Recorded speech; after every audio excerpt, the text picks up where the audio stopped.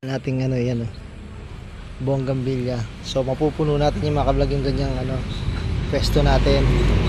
Itong likod na to mga kablog, yan yung ating mga punla, iba-ibang mga cuttings natin. Aray. Ayan mga kablog, tignan nyo yung ating Siamese. Walang boses to eh. Bless! Bless kayo tali. Bless muna. Oh, yan. Yan po si nagbe-bless yan si Gray. Gray! Tara. Ayan si Gray, nagbe-bless yan mga kablog. Eto, di marunong mag-bless to.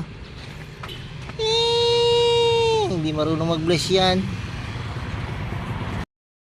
Naman natin mga kablog.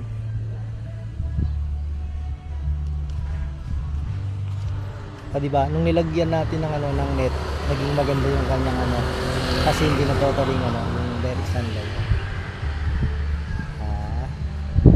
Tsaka ang ganda na ng mga yun.